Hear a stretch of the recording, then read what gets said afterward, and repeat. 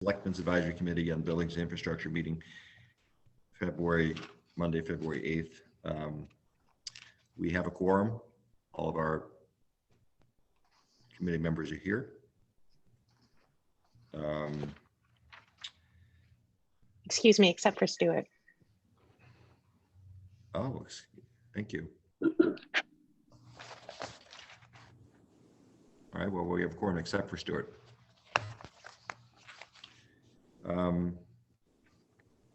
First item on our agenda is the minutes from the last meeting on January 11th. Anybody have any comments or corrections about the minutes? I move we approve the minutes, the January 11th meeting. Second? Penny Ration? All in favor of approving the minutes? That's unanimous. Thank you. Comments from the public. This is a virtual meeting via Zoom, and therefore we will take comments only by email addressed to me at my town email address, kevin.moynihan@newcanasct.gov. If we receive any comments, we will read them in the course of the meeting or at the end of the meeting. Okay, this is our first meeting focusing on a deep dive on particular subjects, and we have both the roof review, which is kind of a broader review. Tiger prepared a schedule of all of our roofs. Actually, it doesn't include the school roofs.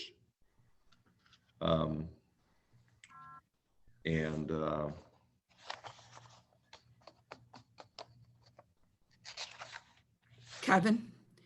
Yes. We have prepared a schedule for our buildings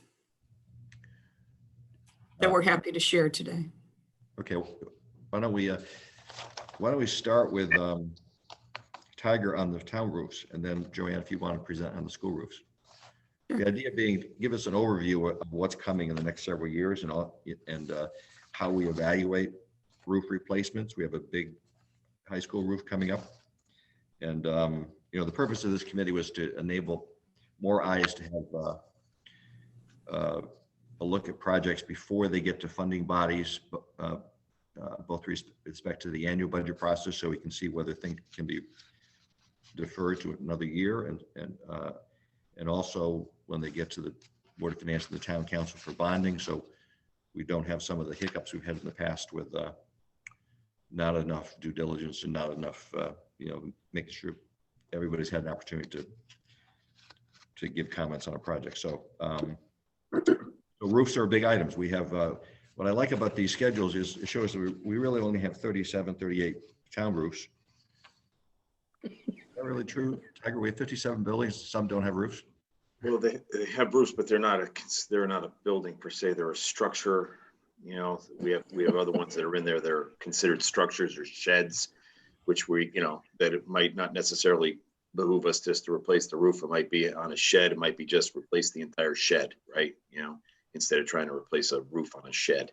Right. Okay. So these are our major facilities. Same thing with heating and hot water. We have 37 buildings that have heating, and we have a lot of structures that don't have heating or hot water. So, Tiger, sure, George. Are these the only capital items that we would have to deal with, or do some of the sheds also require bonding to their roofs?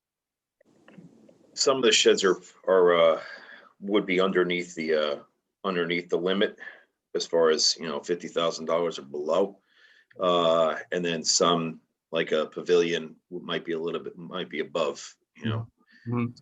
We haven't encompassed the entire cost, I guess, of a replacement of, say, a pavilion.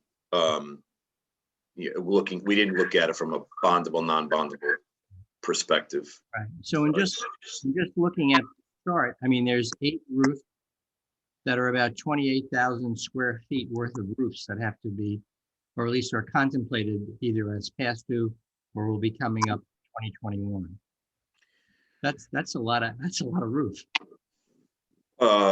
Yeah, we have, like you said, we have some that have been, put off like the animal control shelter, right? As we were determining what to do there. Did we want to spend money on the building? And then, for a structure that is not necessarily suited for an animal control building. And then we have others that we put off either for a year or for other various reasons. We're working through a design with members of the Gores family for the Gores Pavilion, things like that. So that's considered overdue, but we have a bid, we have a contractor, and we're just trying to finalize the plans for that. Okay. And then others we've just said we're not going to. The Audubon House at the Nature Center now wants to partner with the town and actually demolish the Audubon House, rebuild it, since it's more cost effective to demolish and rebuild, and then turn it into classrooms for their nursery school or pre-nursery school, since they've seen growth there and they need the extra space, but they're willing to take the building down and put it back up again. So while it says overdue, it's really being addressed, so to speak. So in essence, we have several coming forward. We do have the Playhouse roof that is budgeted but got postponed and will be done this year. And then we have others that are in the budget this year for approval. The Irwin Barn, things like that, the potting shed. So they are being addressed. While they might say overdue, they are being addressed. And then the majority of the list came through diligence through Bill. Bill put this list together. I think he did a really nice job on it. And this is kind of in concert with what we know for every building, and then what we know from our facility dude report that addressed the majority of these buildings. So it gives us a path forward, and then at that point in time, we can determine how to better situate solar, if we can, solarize them or not, whether or not it's cost benefit to do that, and not take a roof out of service too early, but take it out at its proper time and maximize the amount of lifespan we can get out of the roof, and then the return we might get from solar. Okay, thanks.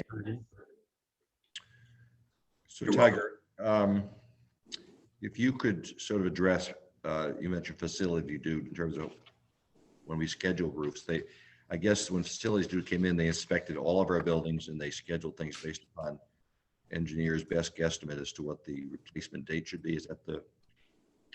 It's correct. Usually from the types of materials that are used, it'll give us a lifespan on the roof, and then depending upon whether it was how well it's faring, we might get a little bit more. The wastewater treatment facility, an excellent roof, and while it might have been rated at 20 years, we're going to get more than that on the control building and the pre-treatment building, just based upon the materials used in the construction of it. But in essence, we use facility dude as a planning tool, and then we'll come back in again with a more detailed engineering analysis, depending upon the size of the roof, to then determine the amount of useful life it has, and then the path forward as far as how to put that project out to bid and what to expect as a return. Excuse me. Tiger, could you comment? How do we engineer? How do we evaluate roof replacements? We have a roofing consultant that comes in and helps us. So when a roof is becoming due, or if we're having problems with it, we'll have a roofing consultant come in, take a look at that roof, and then help us give us a path forward.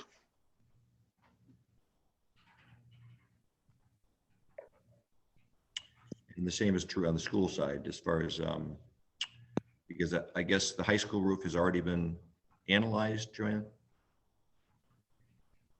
Yes, it has. We started last year. The town gave us $100,000 in our budget last year, our capital budget, to do all the investigative work and prepare the specifications and design and get out to bid in anticipation for funding in this current budget cycle.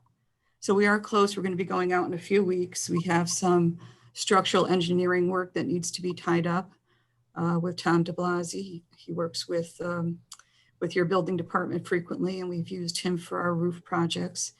And so we should have a pricing. We'll have the bids in March, and we'll be able to give you a solid number for the budget.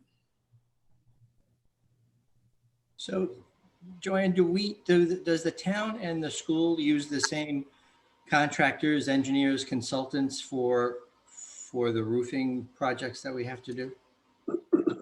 Well, I can just speak for the schools. We use a design firm, HB Fishman. You met Kim Winchell last year via the video from East School. And they specialize in school design, roof design. And that's their area of expertise. Of course, our buildings are much bigger than the town buildings. And we have tremendous amount of mechanical equipment on our roofs. And they have to work with various trades while putting together these specifications, so that it's a very comprehensive type of a project or roof replacement on a school. The town may not have, I don't know, I don't think they used HB Fishman. I haven't really had a conversation with Tiger about that, but they would use an engineer that was appropriate for their buildings. Tiger, do you use the same? We haven't used HB Fishman. We've used De Blasi before, and Watsky Associates. Joanne's correct. Their buildings are a little bit larger in scope and size than some of ours, and then each one presents its own problems and concerns. Some of the older theirs are flat, ours are sloped. There's a lot of things going on there. Some of the older flat roofs also have asbestos in the roof mastic. Right. There's different considerations for different types of roofs. Yeah, the drainage is is a major factor when designing a roof for a school. Anytime they replace a flat roof, they have to evaluate the roof for structure and drainage. The idea being that many of these buildings, when they were built, energy conservation was not really a factor.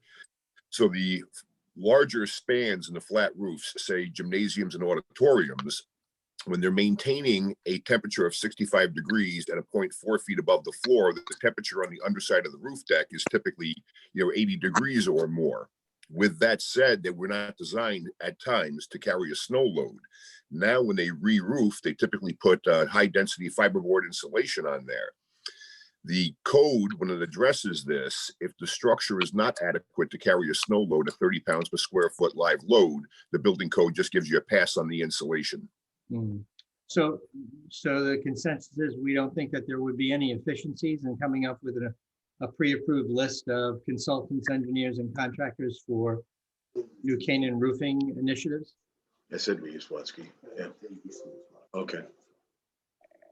Oh, wait a minute. Tiger, did you hear George's question? Would there be? I don't. An approved list of consultants. The approved list. I mean, it's nice to have, but like I said, we have shared. Joe was just sharing me with that.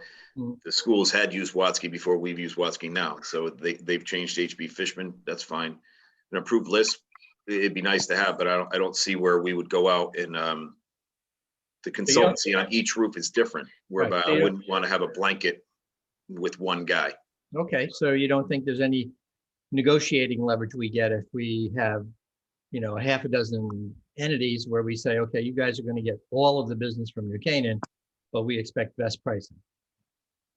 So that doesn't make sense because of the difference in the roofing philosophy or roofing constructs of the Board of Ed versus the town. I wouldn't say there's a difference in philosophy. We both share the exact same thing, whereby we like to have an engineer come in and analyze it for the various reasons that we just discussed, whether, there's material concerns or there's snow load concerns or things of that nature, energy concerns.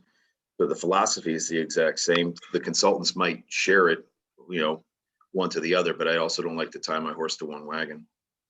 Okay. I think from the school's perspective, having a consultant that really does understand schools and the operational aspects of the school is very important to us, because the schedule and, expediting the project through when school's not in session, at least substantially speaking, is key to the whole project for us. So we have an exhibit, a very short presentation to really kind of inform the committee about the factors that go into our decision-making and the diligence that has to be present in a project like this. Joanne, before you start that, I just have a question. How about roof failure and leakage? You know, that's a particular problem with schools, obviously, because of mold and stuff. And what's, Yeah, so we have, you know, we have a budget every year that we put aside $40,000-$50,000 a year to take care of problems like that. And we do have them. The high school is pushed up to the top of the list because of that. We've had failures in the joint, in the membranes and the joints of the roofing system, to the point where, like the science wing at the high school, you walk into a classroom one day, you know, you have all kinds of water stains on the ceiling tile. They get changed out at night. You walk in 2 days later and you're seeing them again. And it's not, we have the contractors come in and they plug them up, and they have sophisticated equipment to identify where the leaks are and where they're traveling, because they travel down the beams and so forth. But then again, you know, the membrane's weak, so it's going to pop in another area when you tighten it up in, you know, the area where it's leaking currently. So, you know, we replaced south and east for those very reasons. They were on the top of the list. We had a lot of problems with leaks, and now it's the high school that really needs to be done and taken care of. how about materials? It seems like a lot of people have gone to aluminum roofs and stuff to avoid some of the problems you have. But I guess with flat roofs, you don't have much option, huh? Yeah, I mean, we've increased the PDM from a 60 width to a 90. So we're getting 30 years out of these roofs warranted, as opposed to 20. And for a minimal increase in cost, we're designing the high school the exact same way. But with a flat roof, I don't know that it's a candidate, and Dan and Tiger, you might know more about this, but for a tin roof or a metal roof. Yeah, just to add on to that, Joanne, I agree. And that's why we go for the 30-year roof. Because of the fact that we do have flat roofs, and there's a lot of equipment up there that needs to be maintained, all our air handlers and chillers and exhaust fans and so forth. So we do need to make it so that we can protect it from the foot traffic that we have going up there. Again, one of the things Joanne said was changing from a 0.60 membrane to a 0.90 membrane extends the life of that. Simple things like walking pads, so that staff that goes up on the roof follows this particular pad to the equipment, so that it doesn't get the wear and tear. And the EPDM roof, as we've found, really is very durable. So there's a lot of reasons why, you know, we do choose that particular specification. But again, just the fact that we have flat roofs and most of all the HVAC equipment for the schools, the particular schools, are on the roof, is just another reason why we need that high quality roofing material, and the engineer that understands what I just said about how schools operate and the need to protect the inside of the building with the new roof structure. I agree. How about on the town side as far as leakage and failures? We've had some, you know, every roof is you know, akin to that, especially the flat roofs. But we've had people come up and do the exact same type of analysis. We have the roofing is roofing in the end. You know, I mean, we just did the DPW roof, the highway garage roof. We put solar on it. We've got walking paths throughout the whole thing. We've got our HVAC systems up there. Exact same thing. We want to try to reduce where they want to walk and what they want to do, but we had to have an analysis done where to put the solar, where not, and then to, you know, put our walking paths around there, and then fall protection, things of that. But yes, we've had leaks. We have people go up there and do an analysis, and then specifically on the wastewater treatment plant, we did that, and we're able to then certify to get the roof to be another 7 to 10 years in life. You know, there was a small amount of leakage here and there, and then go up there and do a repair, and then be able to get the full expectancy out of that roof itself. So, you know, the majority of the BOE buildings are all flat. We have flat roofs, and we have sloped roofs. We have slate. We have regular shingle. We have, you know, we have shingles that look like slate. We run the gamut on the town side as far as the type of roof and what it houses. You know, we share the same concerns as far as whether or not to, you know, work on it. We don't have the same issues at times as far as timing, but we share the same concerns. as far as what needs to be done. We can, for the most part, we can work on a roof while people are in it and there's not as much disturbance. But we do understand the concerns on scheduling and timing, and their sensitivity to that. So before we get to Joanne, let's just talk a minute about the Irwin Park roofs, because we have a Irwin Park barn in the budget for this year. Mm-hmm. Bill, you want to shed some light on that? And the main house is overdue. The main house is overdue. Yes. The main reason is that we don't have a use for the main house yet. We're trying to determine, do we spend the money on the main house? There were talks to have it renovated. There were talks to have it torn down. There are things of that nature. And before we could then decide that we wanted to spend the money, then you back yourself into the decision at that point. You fix the roof and you say, oh, well, we fixed the roof, so therefore we're going to keep the building. I mean, I don't want that to drive the discussion. I want the use of the building to drive the discussion. The Irwin barn, no one, negates the fact that we want to keep that even as a storage facility at present. So we're looking at, and it's a quite handsome building in and of itself as a barn. So we'd like to then, go forward with that roof repair this year. But we have some that we've delayed mainly because we don't know what the usage might be. Yeah, what happened to that, Tiger? We voted in the finance, and I think the town council also voted to tear it down. I remember allocating some money. What happened? To tear down. Irwin House. I don't recall that. I'm sorry, I don't recall being allocated to tear it down, Neil. Sorry. Really, remember we got all those assessments and how much it would cost? Huh, maybe I'm wrong. I remember we went through an exercise just to find out an estimate of removing the building, but we never approved any funding to actually follow through with it. Right. I think if I recall, it was like a $200,000 item to remove the building, but that's where it was just discussion and then it was budgeted. Okay, so what are we waiting for now? Like, Right? I was like that. what are we waiting for now? Is someone making a proposal on Irwin? Is someone embracing it to present to somebody, or? Well, right now, the roof is not leaking, so and I've been patching it up here and there when it needs to. As far as the building goes, until we get direction on the police department, we may need that for a swing space when we renovate the police department. And then there's some other things that we can also entertain going forward with that building after that. Right now, at present, we're using it as a second facility for our highway department to try to allow for COVID spread, so to speak. So we don't have all of our men in one lunchroom or one break room. We have our staff split between the two facilities to try to actually get some usage out of it. So we have some of our staff going up there for their lunch break or reporting at the beginning of the day, so that we don't have everyone, all of our eggs in one basket, and then one person comes in and infects the entire crew. So we are utilizing the building. It's just a question of, we're not utilizing it to its full extent. And I guess we're saying it's miscellaneous purpose. At present, yes. Swing space for the moment until we get through this pandemic and our police department project.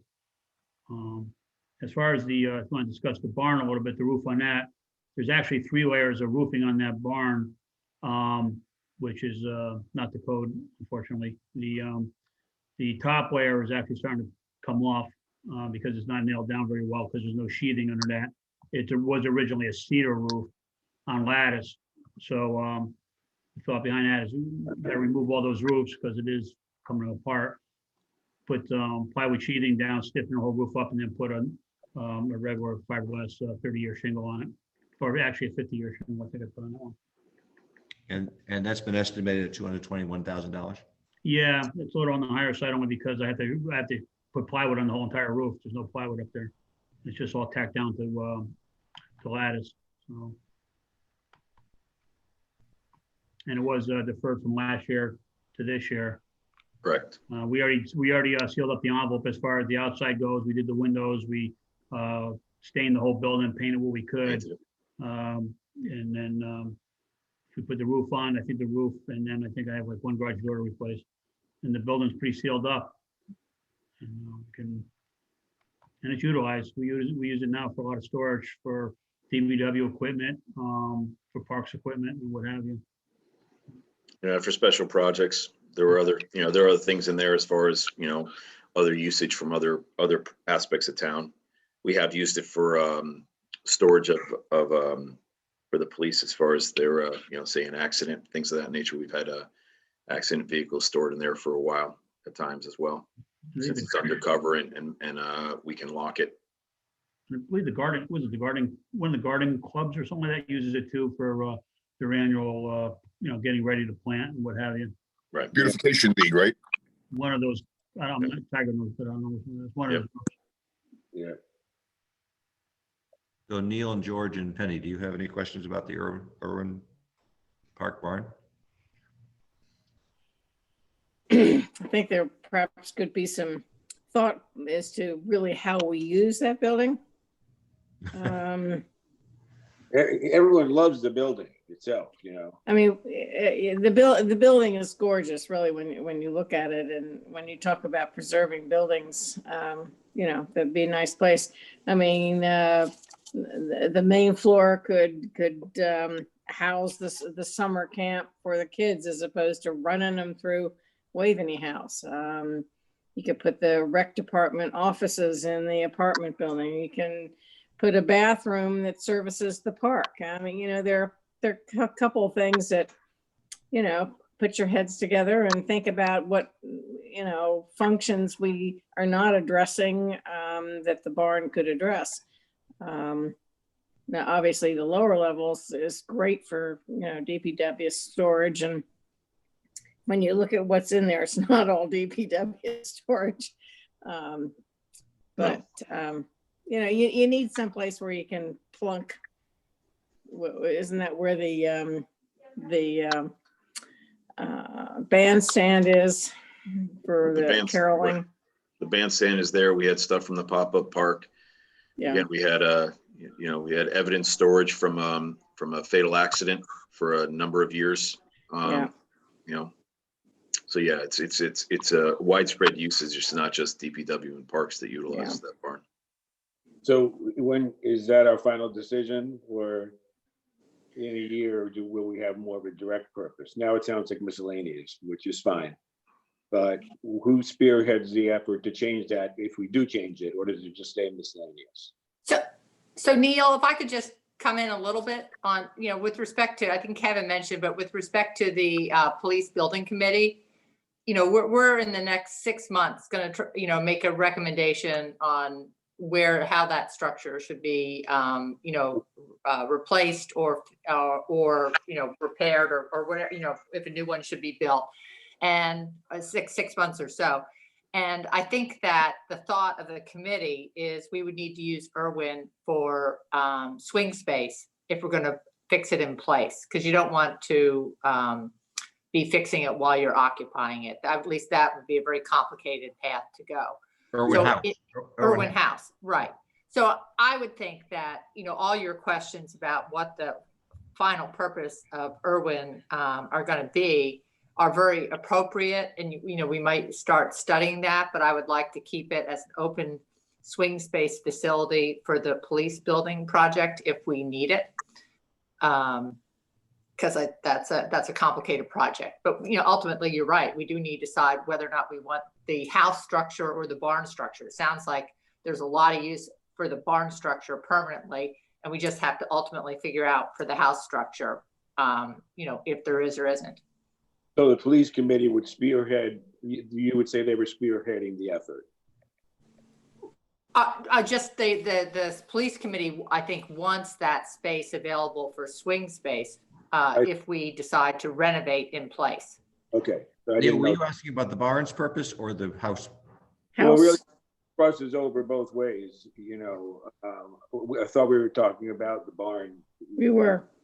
Oh, I'm sorry. I thought we were covering both. Sorry. No. Yeah. So anyway, who's spearheading the effort for that barn? I think everybody agrees the barn has both architectural value and utility value. It could be better used, as Penny suggested.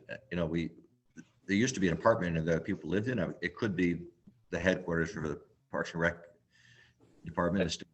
waiting house, but and it could be a bathroom for the park. But isn't it also true that whatever eventual plan or use of the barn is, we're going to have a roof on? Yes. That's right. So if we keep the functions exactly what they are today, we still have to put a roof on it. If we come up with a plan to reimagine what we want to use the barn for, we'll still have to put a roof on it. So Right. we're going to have to put a roof on it. Yep. That's why we're pushing forward with that. I agree with you, George. That's why we're pushing forward with that repair, because the barn, A, has the usage, and B, it's I think it says a general consensus from town bodies and the town itself to keep it, given, the way it looks, it's quite pretty, so we'd want to save that. Whether or not you want to save the Irwin house could be a different story, but for the short term, swing space is an excellent usage for the Irwin house itself. I have a question on the repair of the roof. When you look at the interior space of the barn, would there be any work that would have to go into shoring up the building that would need to be done now prior to then disturbing roofing after that was done? I don't know of any at present. I mean, we can't foresee future use whereby you might want to, move a wall or things like that. I can't foresee that future use, but at present, the thought is to take off the 3 layers of shingles and start over. Okay, But but there's nothing you see right now structurally that should take place now before you start, putting on a new roof and, not on the interior. We might see something when we take off the 3 layers that we see, that you would normally Right. see during a roof replacement, spot repairs, things like that we would Right. address at the time, but will you do that? nothing from the inside looking up. Good. Okay, great. Try to be, get ahead of things. Mhm. Before we turn to schools with Joanne, anybody have any questions about the other roofs that are in the next 5 years?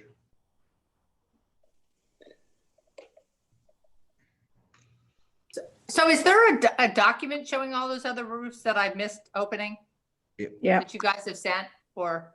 Yeah, I was sent out 11 o'clock last night. Yeah. I sent it out post Super Bowl. Sorry, Penny. But, Okay. First, I didn't see it, sorry. Well, it looks like we could create a roofing czar position. No, it's roofing and furnaces.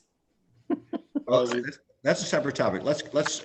I think you mainly want to talk about the high school because the other school roofs are done. But why don't you give us a presentation about the school roofs, 5 buildings? Okay, if it's okay, I'm going to share the screen and pull up a PowerPoint presentation.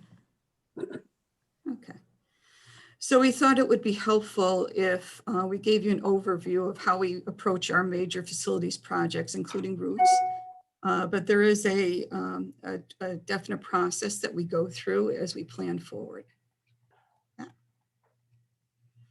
it's not moving. Okay, here we go. So we have a project team, depending on the project and the scope of the project. It could be fewer people than we have listed here, but this is a comprehensive list.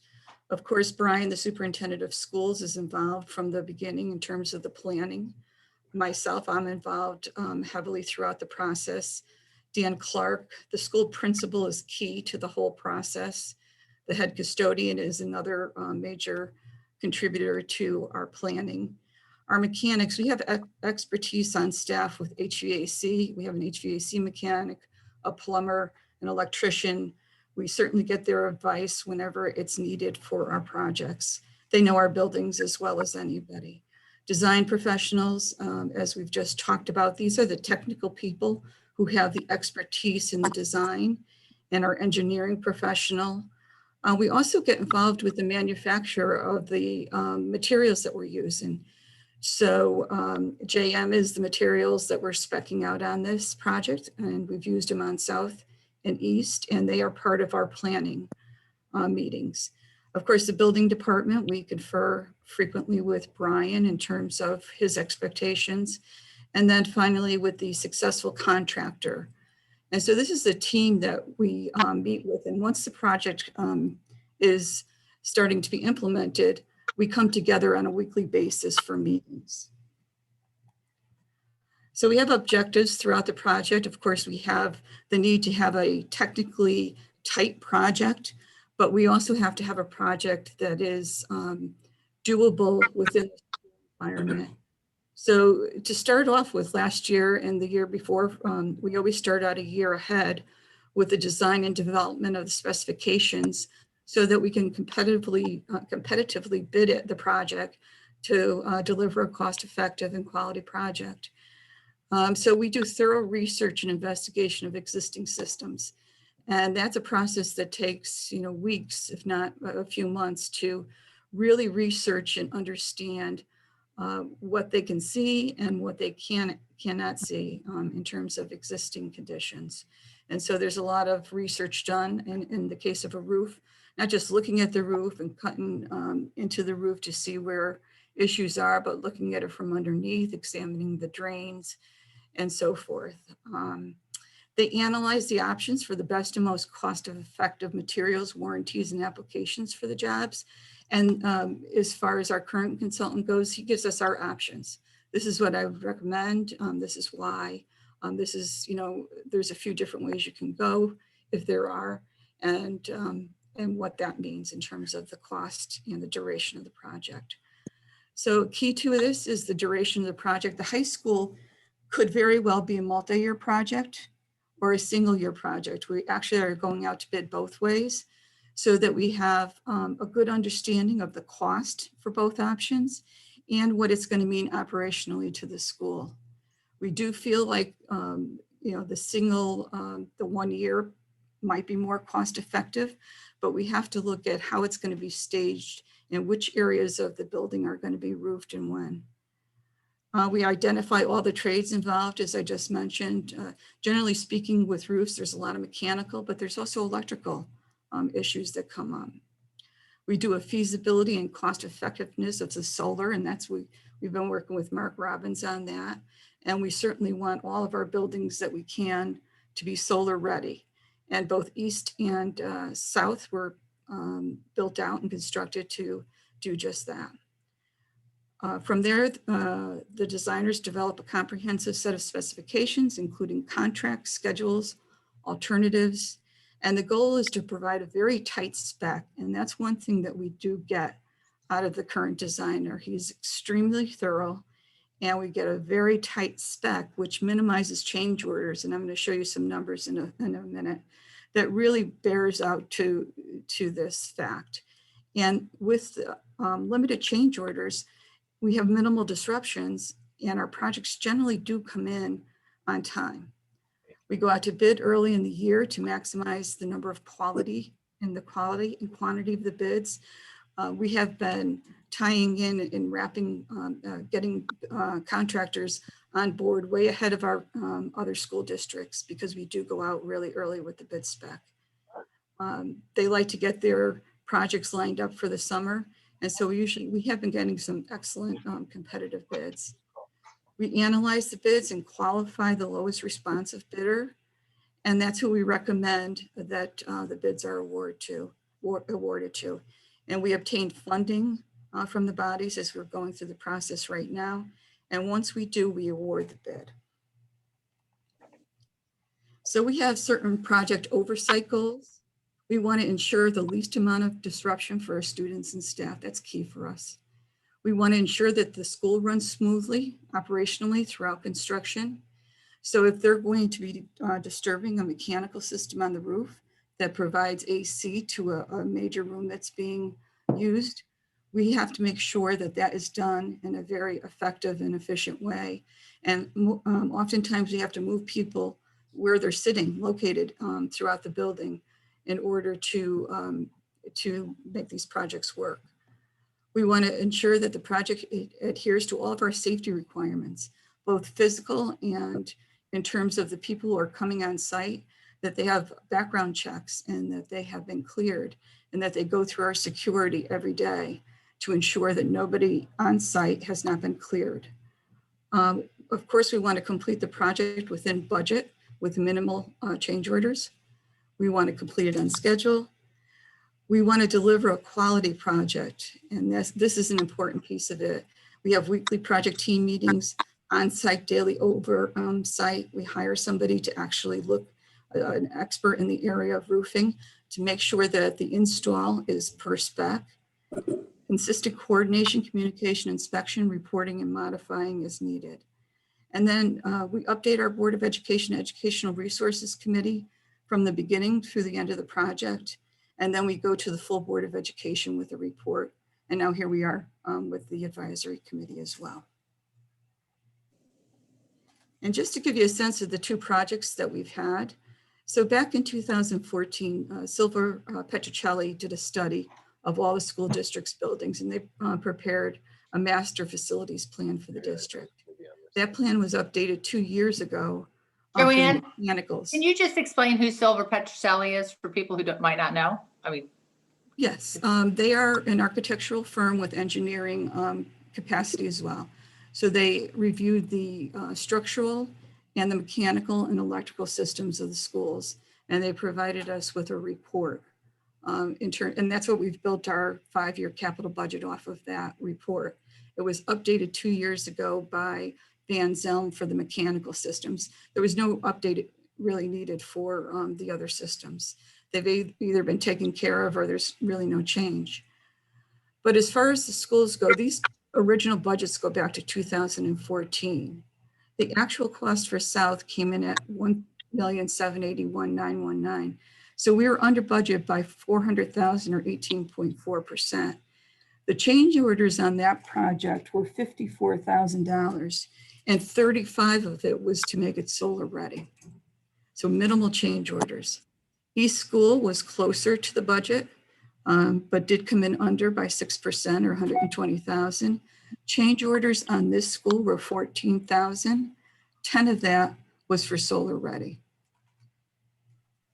So we've delivered some very cost efficient projects.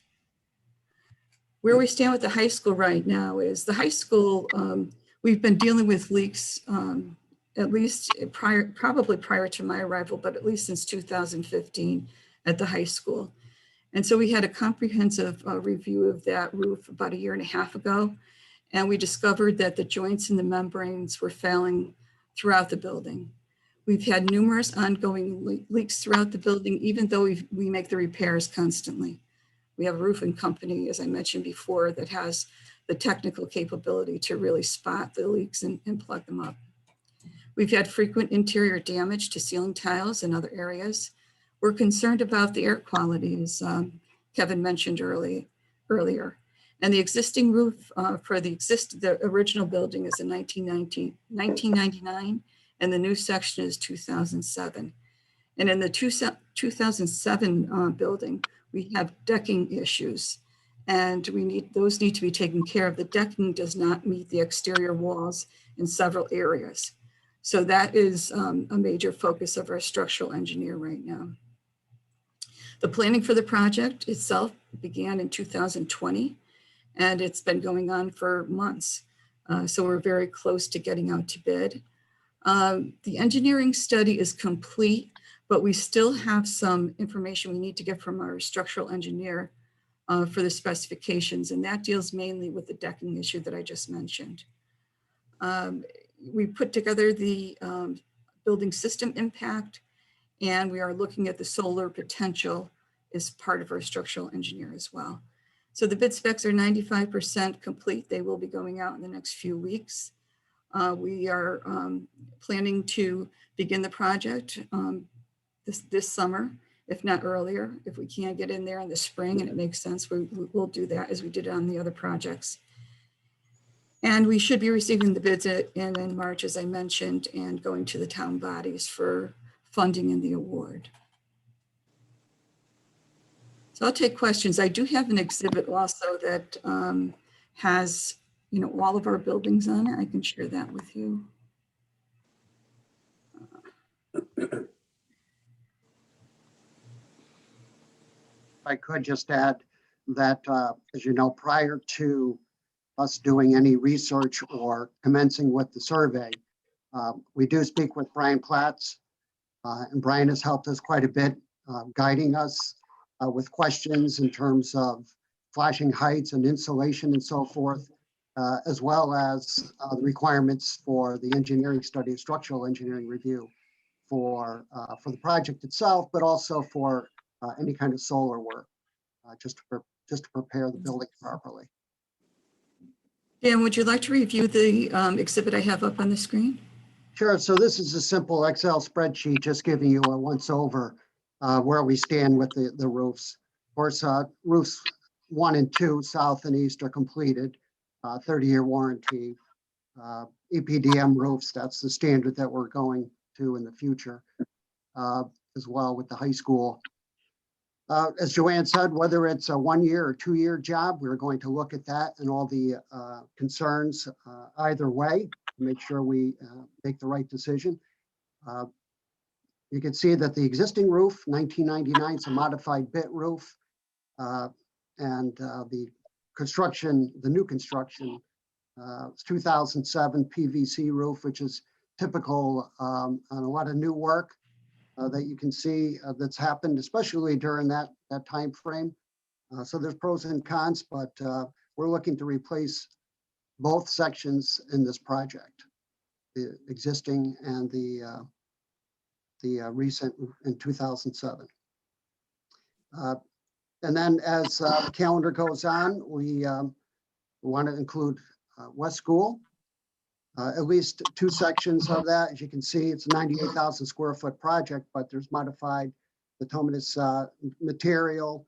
We're going to be monitoring that over the next 2 or 3 years, as well as some EPDM that was installed a few years ago. And then the standing seam, which is where the 3rd building is, and there's a couple other rooftops that have standing seam roof. We're going to continue to maintain and monitor as we do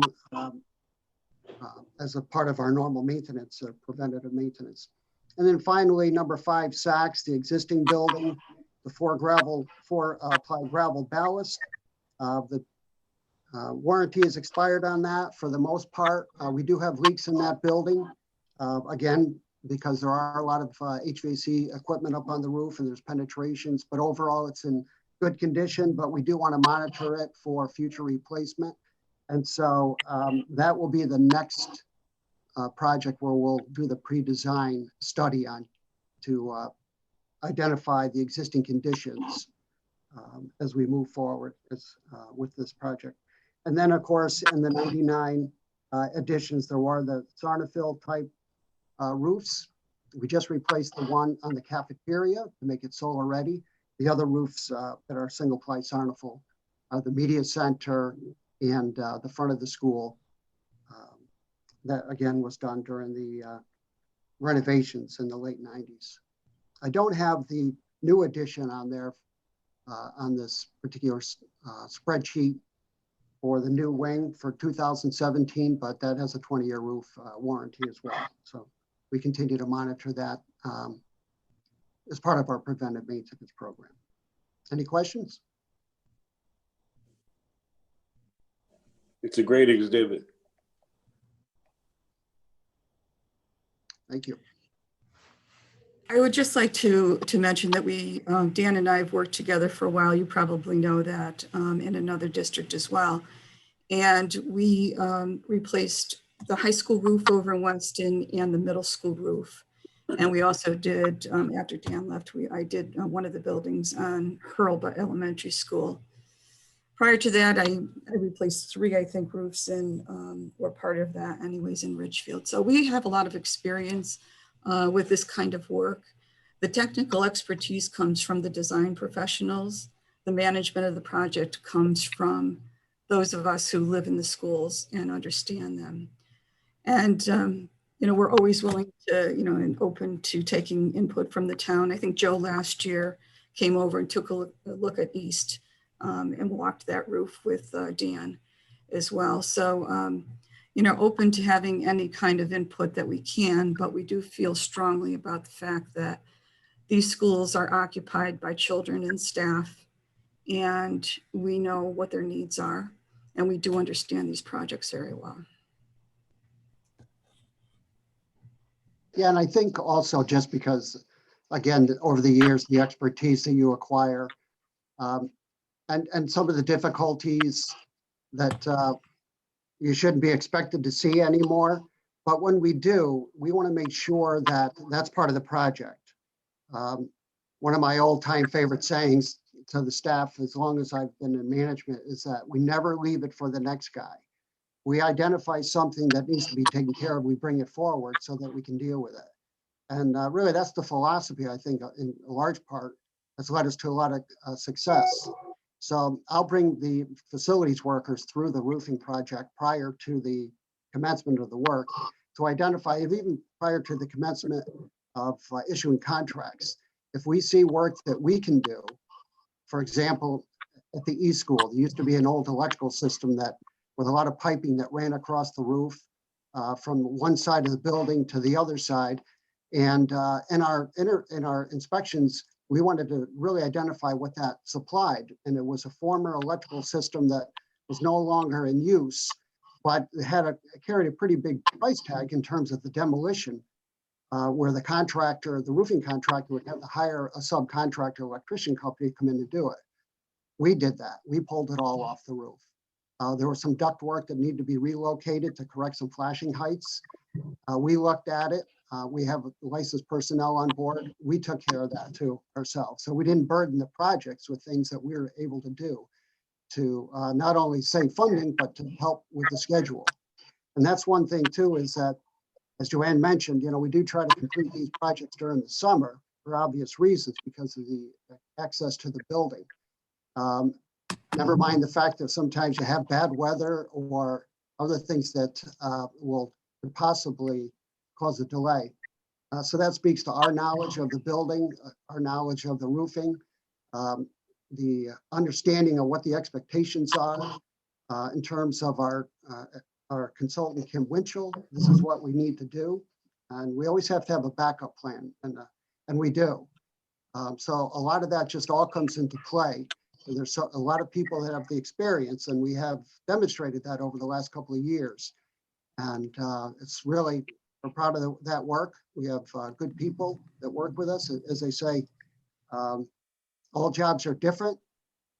So you have to have the sort of the depth of experience to be able to spot that and be able to react to keep the schedule going. And so that's why there's all this, a lot of pre-design work, including what we're going through now at the high school. So we look forward to moving along with that too. And then as other projects come in the future. So Dan, do you have a standard? Do you do all the roofs with 30-year replacements or 20-year replacements or 40-year replacements, or how do you figure that out? Yeah, that is really what the goal is, to be able to do that. And then with that being the goal, all right, what do we need to do to be able to meet that? And first thing we do is do all the test cuts to see if we have any underlying conditions and to see what the flashing heights are and to see what the insulation value is. And so that's really the first step to get us to that goal. And as I say, then we go down and we see Brian Platts and then start the process with the electrical engineer. But it should always be the 30-year roof warranty. That's our goal, which when you sit, you talk about the building roof, most of these buildings are multiple roofs. So for example, the high school has over 30 actual different roofs on top of the building. So it's really 30 different roofing projects. So there's a lot of coordination even with that, not just for the occupancy of the space down below and the access, but typically you want to start at the highest elevation and work down so that you're not walking over a brand new roof to get to another roof. It's a lot of simple things like that that we've learned over the years how to best guarantee to us that we can get that 30-year roof warranty. And Tiger, do you also have a similar standard that you want to build to a 30-year warranty, or is it different by building by building? No, at a minimum, that's our standard as well. Some of them we have up to a 50-year roof lifespan. What she detailed is project, basically project management, right? I mean, the way she handles it is the exact same way we do it on our side. We just have different players, So it's a very similar operation, that you go through in order to do due diligence. So they've done a very nice job on their side, and I think we've done a very nice job on ours. The process is similar. Players are different. I have a question. Penny Ration, you're intimately familiar with the high school and the Saks addition. So was the high school, when it was done, not designed to be a 30-year roof?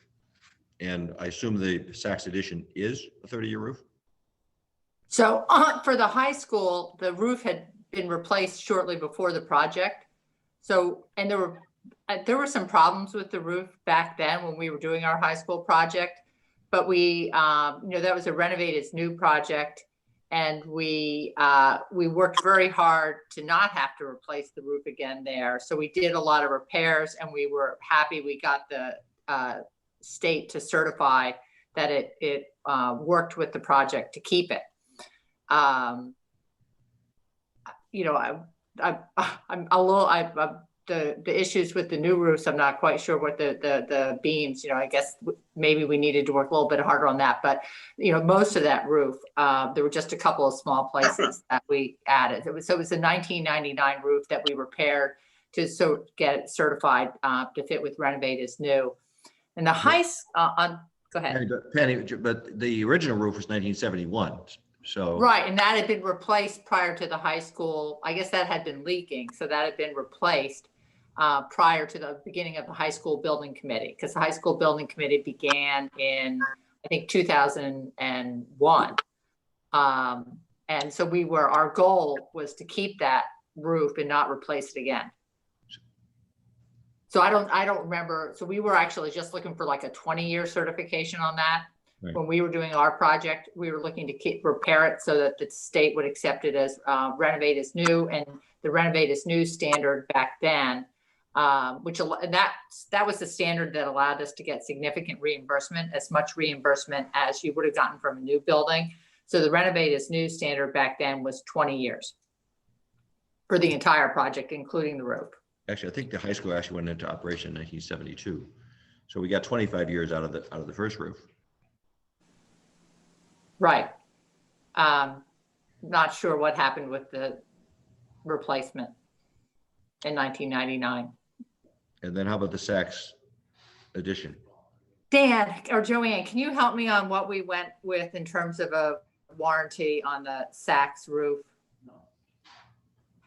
for the addition? I can check and confirm on that. I believe it's at least a 20-year roof, and it's a different membrane.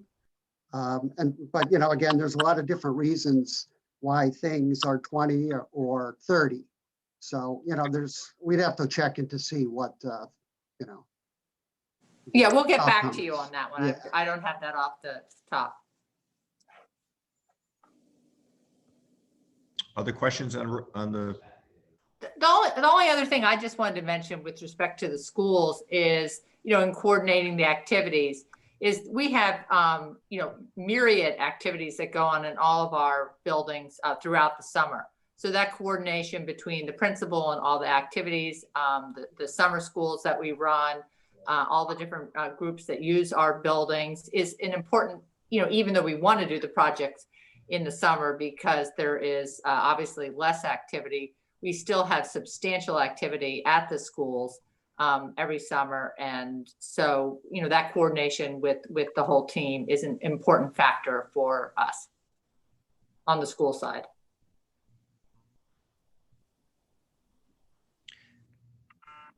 Mark Robbins has a question. Hey, good morning. Just wanted to jump in with respect to solar on the high school. So just to recap, bring everybody up to speed, there are 4 electric meters kind of associated with the high school. A couple of them are not really applicable for solar. One's like a fire suppression monitoring device, and one maybe for pumps for the propane equipment for the buses, I think. And then there is this Dunning Field over there on that campus, Dunning Field lights, and then the main high school meter. So I'll double check this with Dan. But basically, we're applying for, and Penny, per my email to you, plan is in April, we're going to apply for the medium ZREC for the main electric meter at the high school. We're going to adjust our site slightly downward, so we're almost sure of getting this ZREC by this summer. And that will be a medium-sized ZREC, the size that we put on South School. And if we properly, efficiently space it, it would cover about 35% of the high school roof.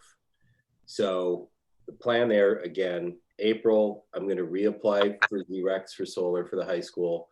And we will know sometime in June, late June, whether or not we've been selected, with the intent of following any roof work and install a medium solar system that will take approximately a third of the high school roof.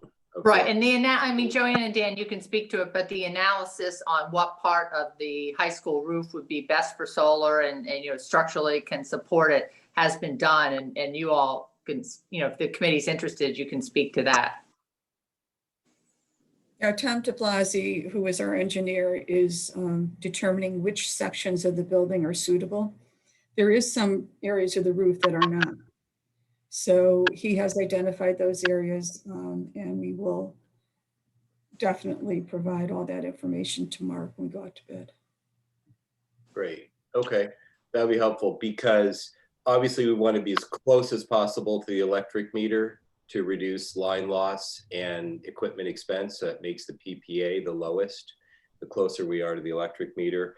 And we want to preserve conduits so that we're anticipating that solar equipment. So we're not putting on a new roof and then going back and drilling through the roof with all sorts of anxiety to create conduits for electrical power and grounding and controls to go back to the disconnect and so forth. And also wherever, we also want to look at shading of adjacent equipment, and to get the most out of the solar system, we want the racks to be as close together as possible, which means that they're going to be the heaviest. So we want to look at roof areas that have the most excess weight capacity, where we can pack solar neatly, tightly together, as opposed to having to spread it out. On the Dunning field lights, due to COVID, when I took a look, and I've got to circle back with Dan and Bill Osman on this, but there was a radical changes, obviously, in the electric usage for Dunning Field. So before applying for the small ZREC, which could go to offset, which would be a credit that would offset the Dunning Field lights, with the theory of mounting that equipment on the gym extension. Is that what you call it, Penny? The high school gym. The auxiliary gym, the new gym. Auxiliary gym. So I can if once we get the data over the last 12 months with Dunning Field lights, then we could determine if this was a rewiring issue, a relamping issue, or if the fact that the usage is way down was just due to COVID, and we can make the decision to dismiss that and assume life returns to normal for the next 20 years within a year from now, and go ahead and apply for ZRECs. My question for Dan is, if we do decide to apply for the small ZRECs and locate solar panels that would offset the Dunning Field lights, putting them on that gym annex roof, would we be in a position, let's say this summer, to do that? Or, because I think I saw on the slide, it looked like the roof was it 17 years old? And is that part of the replacement plan? Yeah, Mark, let's take that offline, because I think that, the bigger win with the Dunning lights may be LED lights first, because they're the lamps are old. Oh, okay. And but anyway, let's we're gonna run out of time here, and I think we need to perhaps limit our deep dives to one subject. So let's postpone the boilers and HVAC to next month, and let's now turn to an update on the CHP projects at the wastewater treatment plant in Sachs, and then hopefully we have time for the Eversource gas update. Excellent. So I'll be brief. So the wastewater treatment facility, CHP, the two CHPs that we're putting on that campus, 235 kW CHPs. The two CHPs were installed. They landed last month. They've been piped up. Eversource has installed approximately 900 linear feet of gas main at the wastewater treatment facility campus. They are procuring the components required to cross the bridge now. Once the components are available, they will continue the gas main to tie in up in Main Street. Aegis is wrapping up the mechanical piping this week, the pumps, the controls, the heat exchangers, etc. And electrical work is scheduled to start this week in earnest. We are actually meeting at 10 o'clock today to review just the routing of the electric and the final layout. So the CHP will be ready to start up. We're currently targeting early March to start those units up. Is there any questions on the wastewater treatment facility CHPs? Okay, and then the Saks one's it's a really quick update. Saks CHP is out to bid, and the bids are due on February 25th. We have a walkthrough this week on the 10th, coordinating that with Dan and everyone over at the school. And the Saks boiler arrived last week, the first boiler, and it'll be started up. They have 4 weeks to install it. Will be started up at the beginning of next month.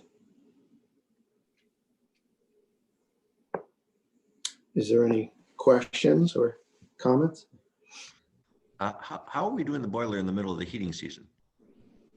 It's one of 3 boilers.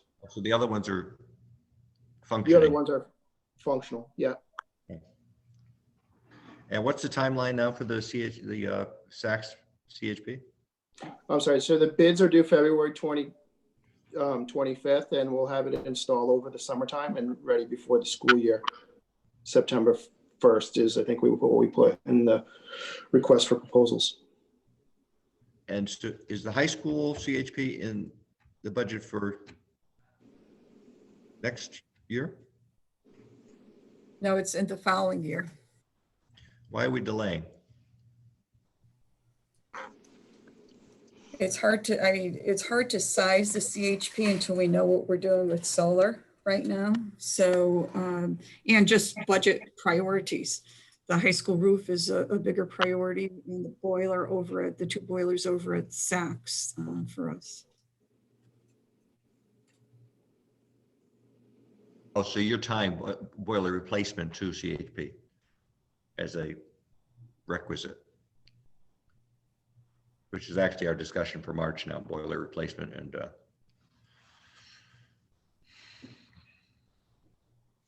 okay, well, yep.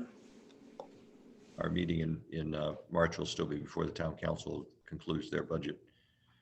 But I suppose that Neil and George, the discussion for the Board of Finance in February is the funding of that project. Whether to delay it or what better understand why. Which project is this? CHP for the high school. Oh, yeah.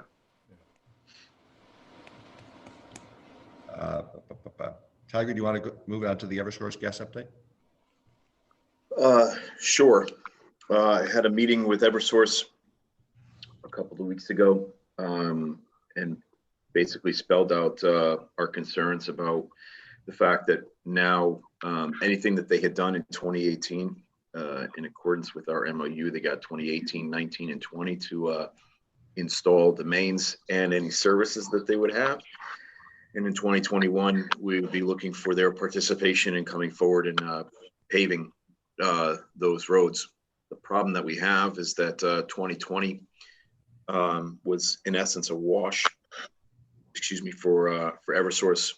They were not allowed to have their sales staff in-house. A lot of them were furloughed. A lot of them were not working on this project, and therefore weren't able to then put the diligence forward as far as ensuring that everyone had adequate time to hook up. And since there's a 2-year moratorium after we pave the road on any service hookup for Eversource, we want to make sure that everyone is afforded the opportunity to hook up prior to repaving. So the list that I shared with you, while it's in draft form, since we're still working through the costs of it, kind of details out just under 7.4 miles of road that were affected in 2018. Some of them were planned, some of them were not. Some that were planned were not done, things of that nature as they moved their schedule around. The three roads that are of most concern for me are Mortimer, Lockwood, and Brinkerhoff. And I have told them that under no uncertain terms that those will be done this year. They put in a concerted effort to try to hook up everyone that's in that on those three roads, or at least if not hook up, get a definitive no from the resident that we don't want to hook up at present so that we won't run into a problem a year out where somebody wants to come forward. Now, granted, if the house changes hands, you know, and is sold, then we'll take a look at that at that time. But, you know, we're trying to minimize any road cuts that we have in a brand new skin of our pavement. Those are the three that I'm focusing on most. Those are actually town funded since they had not been done prior. But the majority of the roads on this list will be shared by Eversource. We are looking at possibly changing our technique from a mill and pave curb to curb to more of what a state's plan is to mill and pave the main line itself and then mill and pave each service. So that should reduce the overall cost for the resurfacing or the repaving. And we'll also be asking that some of the roads that we had slated as just a micro thin overlay, that was contingent upon the fact that the trench would be adequate to handle just a thin overlay, and the trenching repair has not. So in essence, we'll be asking them, well, they might be saving some money on one side, expending some additional money on the other to then say, okay, well, this was supposed to be a micro thin overlay. The trench is in disrepair. You need to mill it out, repave it, and but we won't go curb to curb and just go the main line of the gas trench. And for the most part, they're in one lane, and the remaining pavement life that we have on the other side is 10 years or under. So we don't see any deficit or any detriment to doing that. Actually, I think it'll be a better project. But overall, we're working with them. I have another meeting with them this week to try to hammer out a timeline as to what would be acceptable. I'd like to go out sooner than later. As Joanne mentioned, you like to get out before your competitors or before, you know, our surrounding towns. So Mortimer, Brinkerhoff, and Lockwood will be going out shortly because those are the ones that I know we're going to do. And then the rest we'll try to schedule at adequate times throughout the year. I talk to the contractors, see what their schedules are like, whether they're full, whether they're not, whether they're hungry, whether they're not, and then we slate our bids in, or we slice them into the schedule so that most cost effective for them. They're hungrier, so to speak, so we get a better price. But it's still at present we don't have a definitive plan yet, but we have a plan in concept. I'm a little confused, Tiger. So this is the 2018 season only, 7.39 miles. We have Correct. The 2019 season for more roads, and then 2020, which they. In essence, we didn't have any. It dropped off precipitously in 2019 and then 2020. 2020, the majority of their main work was done off our town roads. So in the condo complexes, or even now they're working inside our complex, inside DPW, going towards the wastewater plant to service the CHP units and the facilities there.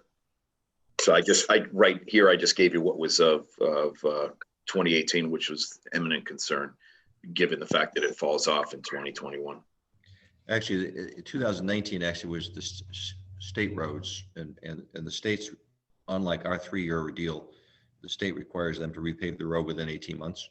That's correct, or shorter.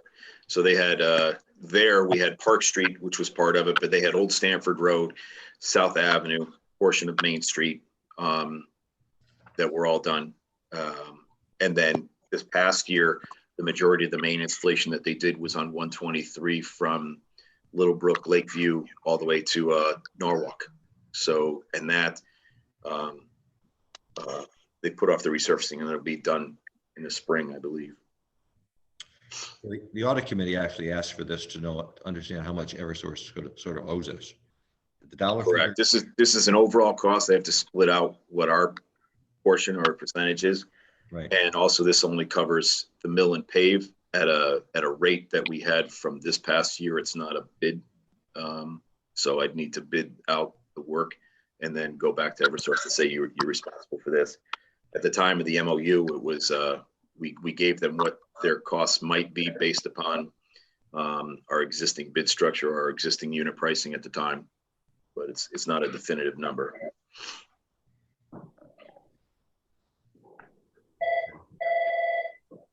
Any questions about, we're trying to encourage Eversource to have a fourth year with downtown Elm Street, Pine Street, and Locust.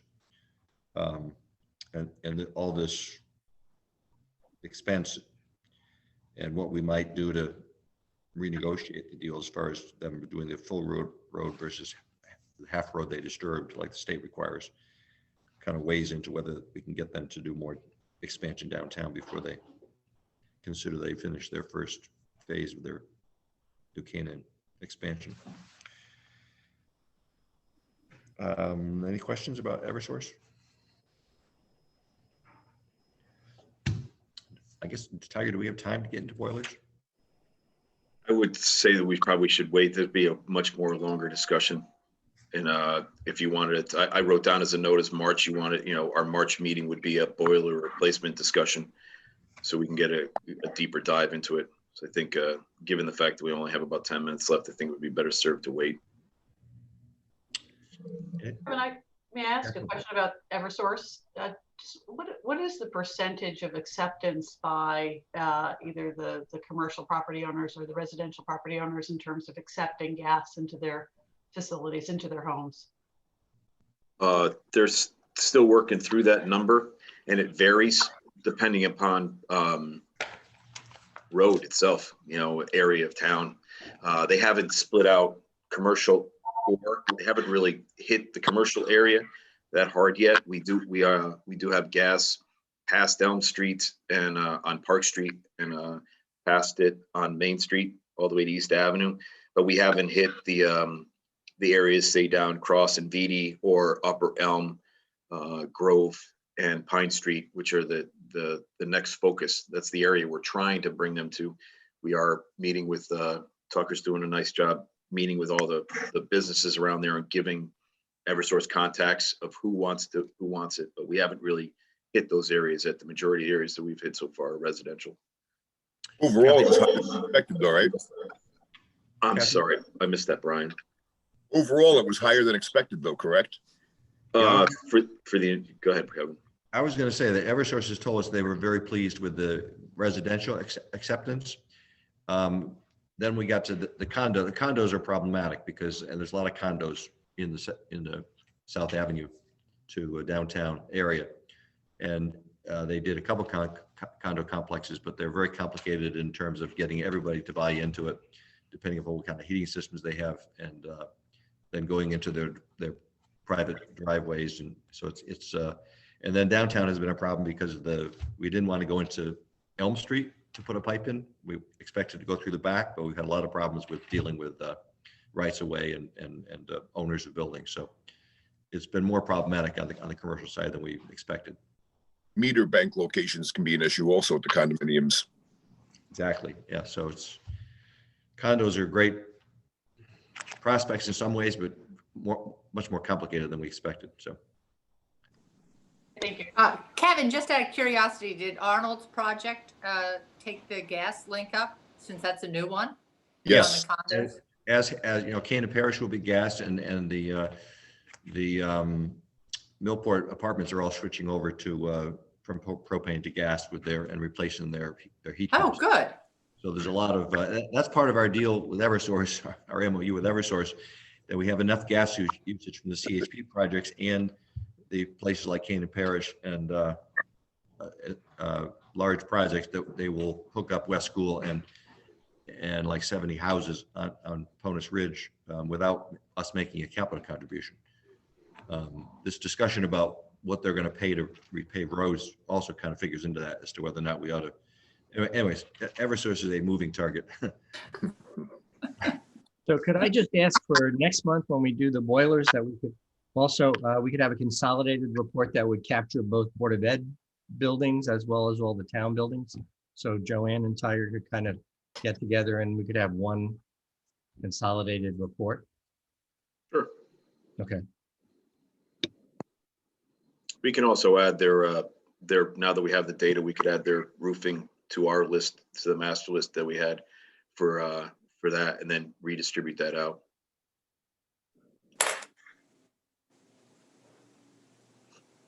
I think we've covered it for today. Anyone have any new business they'd like to discuss? George? Penny?